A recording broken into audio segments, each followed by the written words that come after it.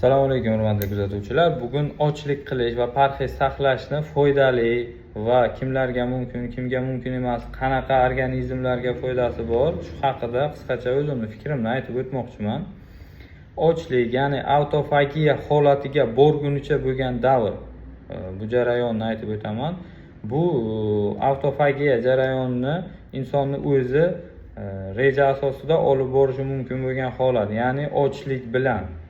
Ochlik deganda 3 sutkagacha, ya'ni 72 soatgacha ochlik jarayoni o'tkazish bu autofagiya holati. O'zi autofagiya xo'sh nima degan? Autofagiya oddiy til bilan aytganda organizmni chiqindi va toksinlardan tozalash, shlaklardan.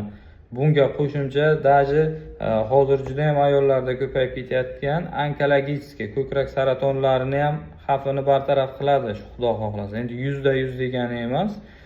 Ma'lum bir miqdorli foydasi bor, juda ham katta foydasi bor.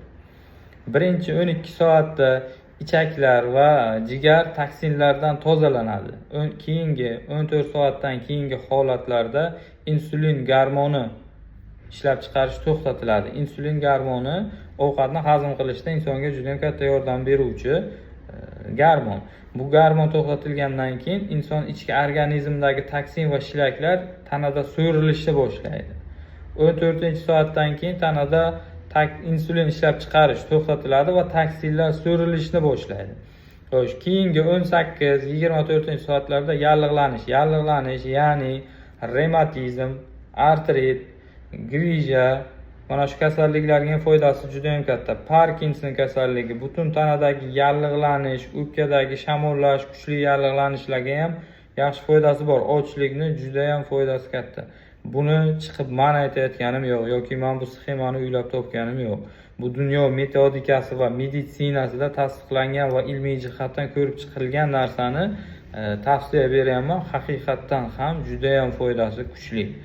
Keyin xo'sh, imkon qadar tuta olgungacha, bu eng autofagiyani yuqori holati 72 soat.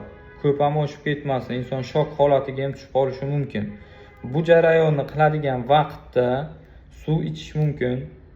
Xo'sh, umuman uglevod va kaloriyasi bo'lmagan narsalarni iste'mol qilishingiz mumkin. Masalan, ko'k choy yoki suv, namakopli, sho'r suv, iloji boricha dengiz tuzi qo'shilgan suv.